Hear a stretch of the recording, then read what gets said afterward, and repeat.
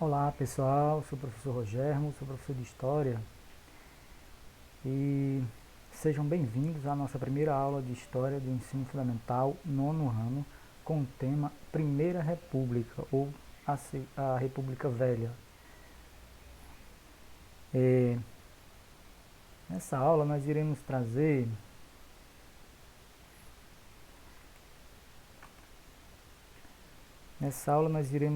alguns temas. É uma aula toda alinhada à BNCC, é o capítulo 1, aula 1 do capítulo 1, a Primeira República no Brasil, e iremos abordar os seguintes subtemas: contexto histórico anterior à República no Brasil, a proclamação da República, a Constituição, a primeira Constituição, não a primeira, mas a Constituição de 1889, a crise do encilhamento, nós vamos entender melhor o que é encilhamento, o que foi, o poder das oligarquias, né, as oligarquias no poder e conflitos rurais na Primeira República. Nós iremos ver um pouco no contexto histórico anterior ao período da República, que nós vivíamos numa monarquia parlamentarista, ou seja, era no segundo reinado, um período em que o Brasil era governado num sistema de monarquia parlamentarista, através do governo de Dom Pedro II, certo? E aí podemos ver que aí tinha a chamada monarquia, o parlamentarismo às avessas, porque o tradicional sistema de monarquia parlamentarista na Europa, o parlamento governava junto ao imperador ou ao rei, participando ativamente das decisões. E no sistema de parlamentarismo no Brasil, na época da República, do Segundo Reinado, existia uma limitação da participação do parlamento, porque tinha aqui os três poderes, mas tinha os três poderes: legislativo, executivo, legislativo e judiciário, mas tinha o quarto poder, que era o poder moderador, que centralizava todas as decisões na mão do imperador. Então, por isso que o parlamento era mais só para, acho que na maioria das vezes, para facilitar o oferecimento de cargos públicos, essas coisas, mas para participar ativamente das decisões não servia muito, certo?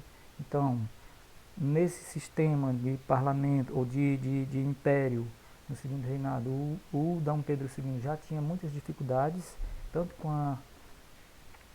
a igreja, ele já tinha perdido um certo apoio da igreja, tinha dificuldades de relacionamento com as grandes elites agrárias da época e, na verdade, ele também tinha perdido um pouco o apoio do exército, porque o exército se sentia muito insatisfeito depois da Guerra do Paraguai. Ao retornarem as tropas para o Brasil, percebiam que não havia um reconhecimento muito bom das forças do exército. Então, já não tinha uma aceitação muito boa do imperador Dom Pedro II no Brasil.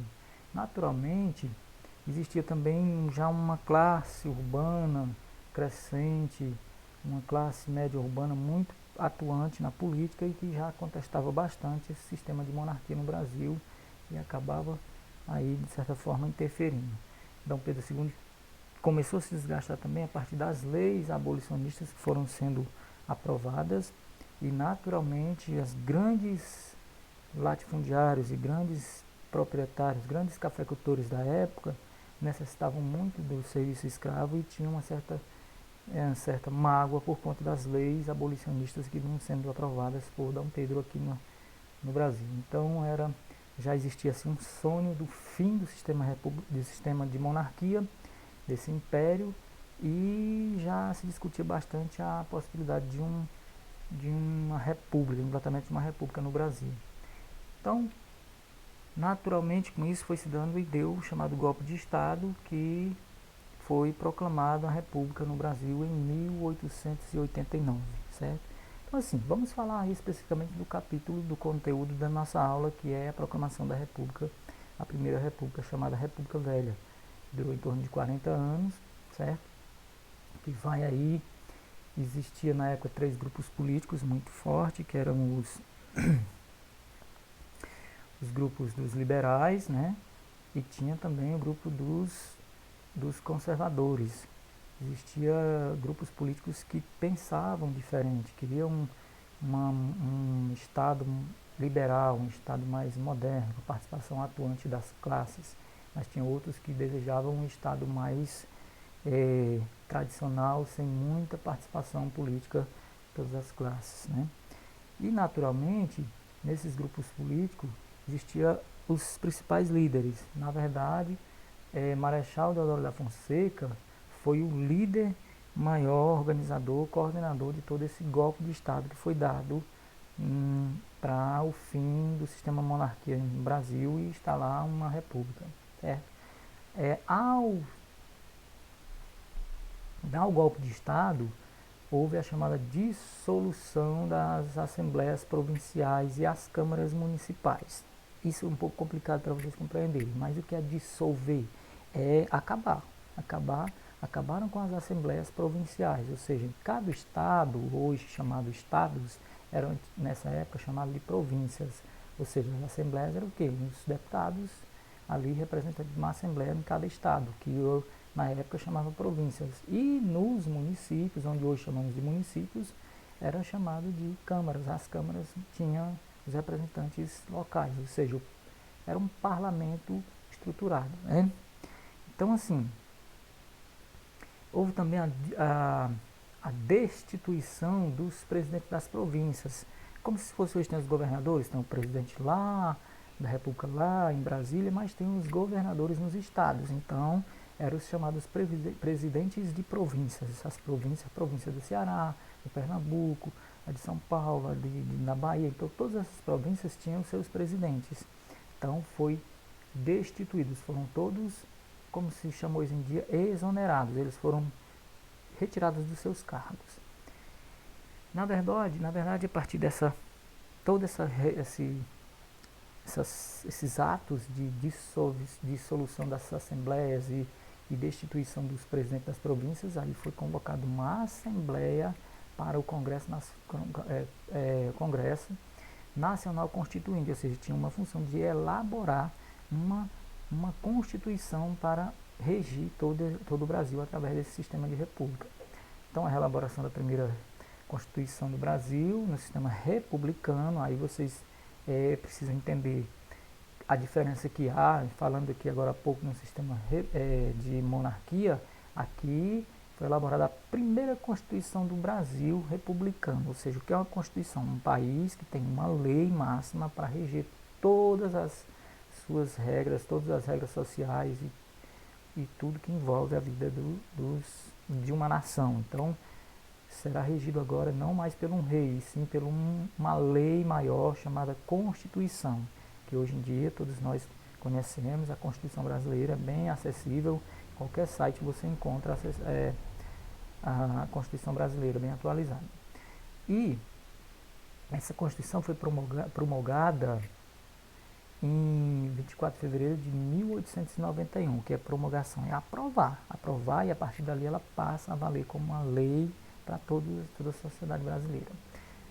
José Murilo de Carvalho, um historiador brasileiro, ele na época, ele diz assim, que nessa época da proclamação da República, tem uma frase dele muito interessante para a gente refletir, ele diz: a sociedade assistiu à proclamação da República bestializada, ou seja, a sociedade brasileira, a grande maioria, não sabia nem o que era uma república, não sabia nem o que era o real sentido daqueles fatos, ou seja, a comunicação era muito pouca, as pessoas tinham um nível social muito baixo, muitos nem conseguiam ler nada, então o nível social da sociedade brasileira era impossível compreender a realidade do que estava acontecendo, certo?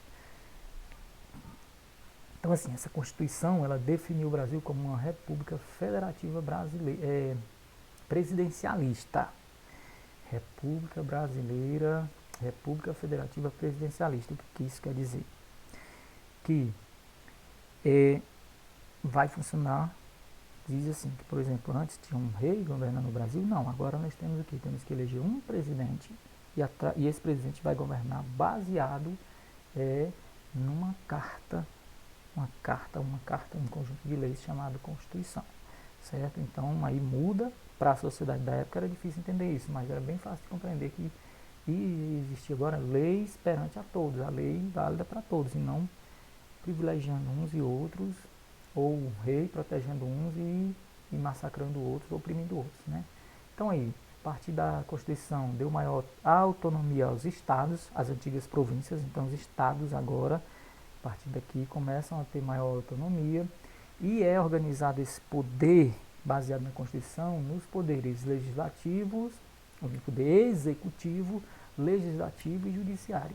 Vejam bem, aqui há uma diferença que não há mais aquele chamado poder moderador que tinha lá na monarquia no segundo reinado de Dom Pedro II. Aqui já é só os três poderes que vocês hoje já conhecem muito bem, o executivo, o legislativo e o judiciário, certo? Tinha algumas coisas na época que ainda eram muito atrasadas, que hoje já não são mais da mesma forma. O voto direto, ou seja, o voto era direto na época e aberto para maiores de 21 anos, ou seja, só a pessoa tinha que votar e o seu voto era aberto publicamente, e não era muito legal, certo?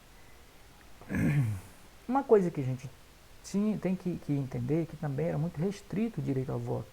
Soldados, mendigos, analfabetos e mulheres não votavam. Aí, gente, veja aqui dois segmentos aqui que eu acho que tem um peso muito grande para restringir o direito ao voto na época. Analfabetos e mulheres. Ou seja, se a gente for ver a sociedade brasileira, praticamente a metade ou mais da metade são mulheres.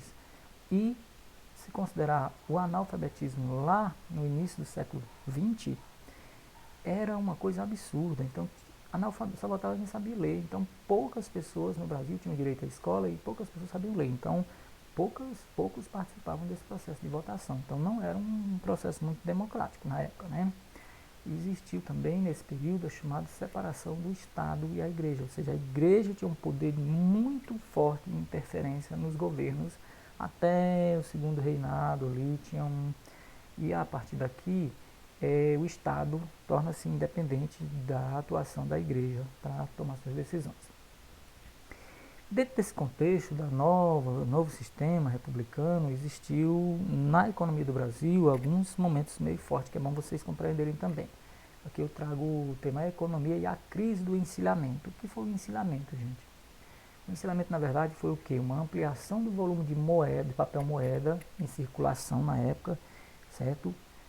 O governo fez para proteger a economia do país, uma tentativa de, na verdade, favorecer o sistema econômico da época, que era muito voltado para a questão da cafeicultura e a pecuária. Então, os grandes latifundiários, grandes produtores de café, grandes produtores de leite e gado, eles tinham uma preocupação em manter seus privilégios, e uma forma de manter essa economia bem segura, o governo tentou fazer com que, através do volume de papel moeda circulando, tentar fortalecer o sistema econômico do Brasil, certo? Houve uma facilidade de crédito, certo, para a agricultura e para a indústria, mas imagine aí liberar muito papel moeda e liberar muito crédito, facilitar crédito para as pessoas. Aconteceu o que? Muitas fraudes, muitas pessoas abriam empresas para conseguir empréstimos e aí não produzia nada, às vezes nem era um produtor rural, nem era um grande pecuarista e conseguia esses empréstimos. E na verdade foi acontecendo o que? As pessoas só especulando, a chamada especulação financeira, ou seja, é como se as pessoas deixassem de produzir e passassem somente a tipo investir em especulação financeira, como hoje as pessoas fazem investimentos em bolsa de valores. Então na época ficou isso, então acabou causando uma crise, a supervalorização da moeda e uma alta inflação, ou seja, existia aí apenas uma fachada, ou seja, como se a economia tivesse super forte, mas na verdade era apenas só uma fantasia, certo? As pessoas, o país diminuiu a produção e passou a tipo especular demais financeiramente a moeda, e não, em vez de crescer economicamente, estava tendo prejuízos. Nós vimos aí que acontecia nessa época também a questão do descontentamento das oligarquias. Quem eram as oligarquias? Falar de oligarquias, gente, é bom que vocês tenham esse termo, se refere ao que? A grupo, o poder na mão de um pequeno grupo por um determinado ou longo período. Ou seja, Uma oligarquia é como se fosse um grupo político que governa uma determinada região por muito tempo, ali um grupo muito pequeno que fica sempre no poder, ou seja, fica só é, revezando ali a vaga no poder entre um grupo restrito e o restante da população só participa passivamente sem uma atuação muito significativa nisso. Então, oligarquias é isso. As oligarquias começaram a ficar meio insatisfeitas com o sistema da época, certo?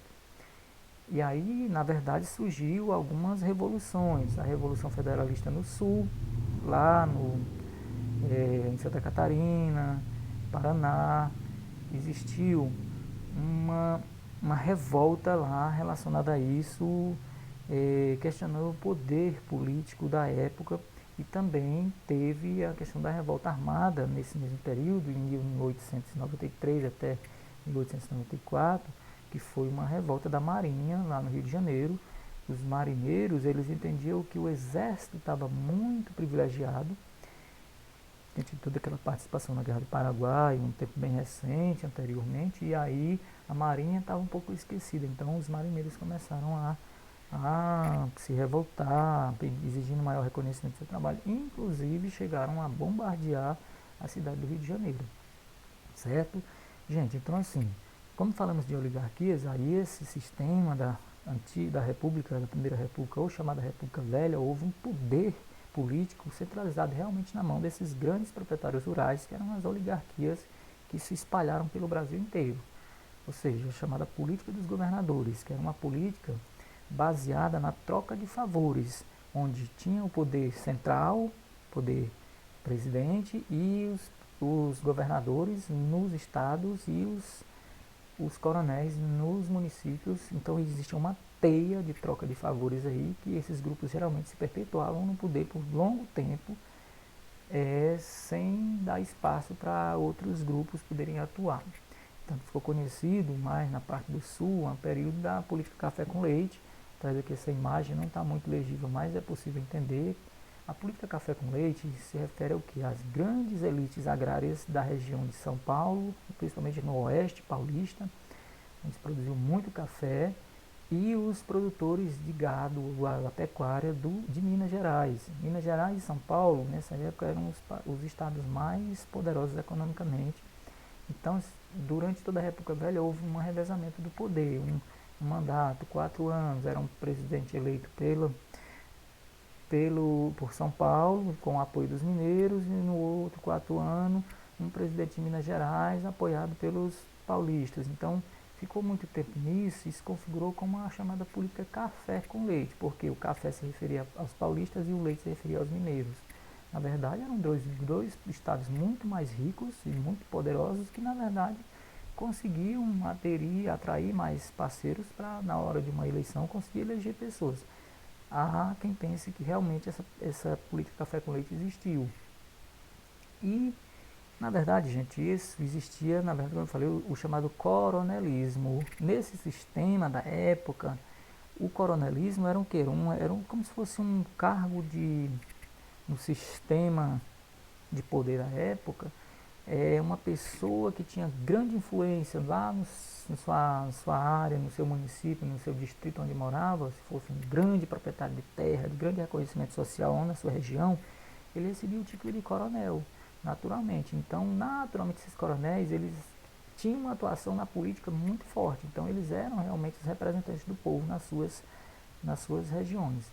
E existia essa parceria entre eles, os governadores e os presidentes, para que um fosse ajudando o outro para se perpetuar no poder.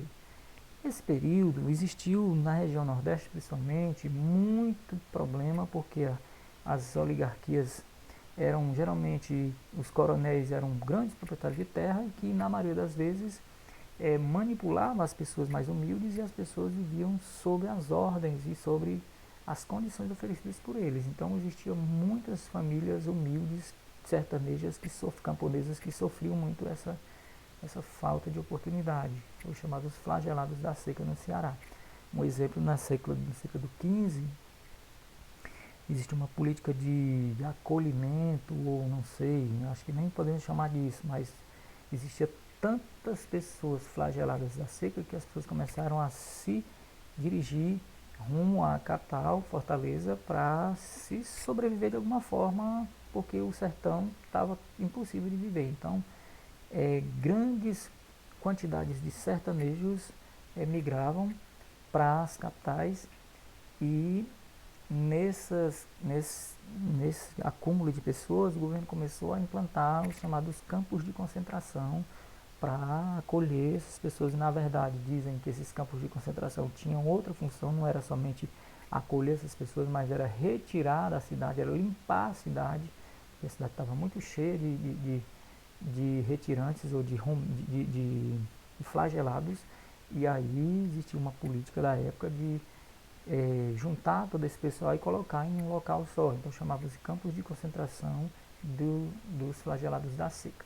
Pessoal, eu gostaria só de falar um pouquinho do voto de Cabresto. Esse termo, voto de Cabresto, foi usado para caracterizar a forma como os coronéis comandavam os processos eleitorais nas suas regiões, certo? Aqui um exemplo de como se fosse uma urna onde o coronel leva o seu eleitor para votar. E aí o eleitor, na verdade, ia total submissão ao seu coronel, porque era ele que indicava em quem ele tinha que votar e ele devia favor ao seu coronel e era obrigado a obedecer sem imaginar nem que tipo de pessoa ia ser eleita, certo? Então, assim, naturalmente, todo esse sistema de exclusão social pelo Nordeste, pelo Brasil inteiro, existiu movimentos, conflitos rurais, né, em todo esse período da Primeira República. Um exemplo que nós temos aqui é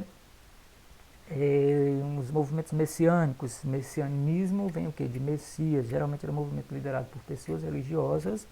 E aí nós temos o exemplo de Canudos. A comunidade de Canudos se estabeleceu na Bahia por volta de 1839 até 1897. Então essa comunidade de Canudos, ela sofreu repressão muito forte da época, porque era como se fosse um afronto a chamado governo da época, né? Ou seja, a república como se estivesse sendo desrespeitada. Por quê?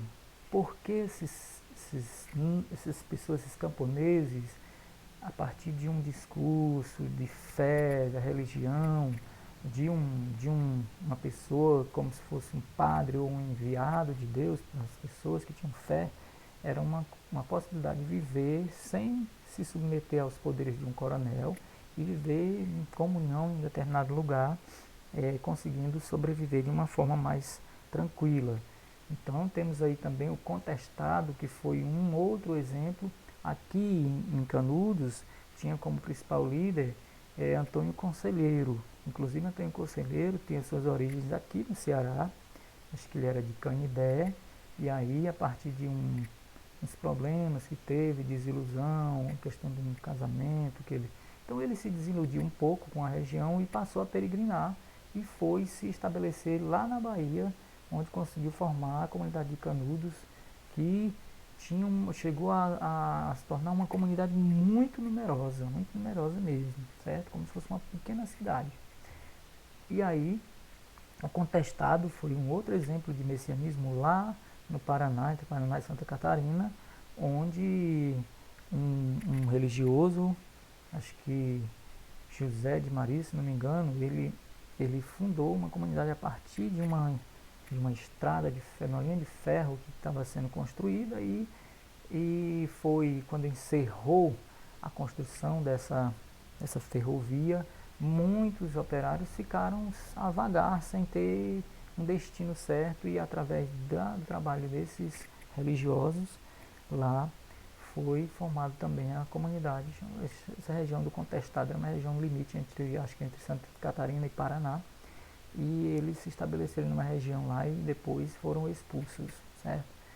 Nós temos também exemplos de o chamado banditismo, que foi o cangaço no Nordeste. Todos vocês, estudantes de história, já ouviram falar no cangaço, e que existiu o quê? A partir de um momento de insatisfação, de pessoas de origem humilde começaram a se rebelar e se revoltar, e durante muito tempo teve essa atuação desse sistema, que era uma forma de revolta contra o poder dos coronéis no interior.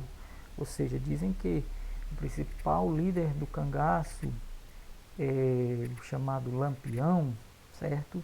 Tem o nome dele, mas vamos chamar aqui de Lampião. Todo mundo, se falar de Lampião, todo nordestino sabe. Dizem que surgiu a partir de revoltas que ele foi tendo na sua infância, e veio seu pai ser humilhado por coronéis. Ele cresceu e a partir de suas revoltas ele começou a atuar dessa forma e foi adquirindo muitos adeptos. E o cangaço tinha grandes grupos armados que às vezes saqueavam armazéns ou fazendas, ou negociava algumas coisas com coronéis, certo? Então essa era a atuação do chamado banditismo, que era o cangaço, mas tinha outras formas de atuação também, não foi só o grupo de Lampião que existiu no Nordeste, não. E temos o tenentismo, né? O tenentismo, temos o exemplo da Coluna Prestes. A Coluna Prestes foi um movimento um pouco mais assim, social, mais político, porque existia no Brasil grupos que defendiam um socialismo e, na verdade, esse movimento é um movimento nacional, inclusive andou pelo Brasil inteiro, chegando até a nossa região. Inclusive, acho que tem registros de que as tropas de Luiz Carlos Prestes, essa coluna Prestes é uma alusão ao nome do seu principal líder, Luiz Carlos Prestes, veio para essa região, inclusive fez alguns atos aqui, se não me engano, na Arneróis, nessa região dos Inhamuns. Então, assim, era um movimento também de contestação ao movimento das oligarquias, ou seja, do chamado poder das oligarquias da época. Então, pessoal, esse assunto é um assunto muito relacionado exclusivamente à época da Primeira República, e eu trago como sugestão de atividade, após a leitura do capítulo 1 do livro do nono ano, PNLD, da página 15 a 22, com a orientação dos professores, eu sugiro que você faça a seguinte tarefazinha: ver, pesquisar e registrar em seu caderno qual a importância de uma Constituição para uma nação ou um país. Leia o resumo ou assista o filme Canudos para compreender a forma como os governos da época combatiam a forma de organização social. Explique como você entende o que foi o voto de Cabresto na República Velha. Dá uma lida sobre isso e tente explicar no pequeno texto. Descreva as características de um coronel na chamada política dos governadores. Como é que se caracterizava um chamado coronel? Aponte aspectos da sociedade brasileira atual que podem ser vistos como heranças da política dos governadores na época da República Velha. Ou seja, tarefa bem simples, mas eu acho que é possível a partir de estudos e a partir de uma orientação do professor. Isso é o que eu queria passar para vocês, certo? Valeu, um forte abraço e até a próxima aula.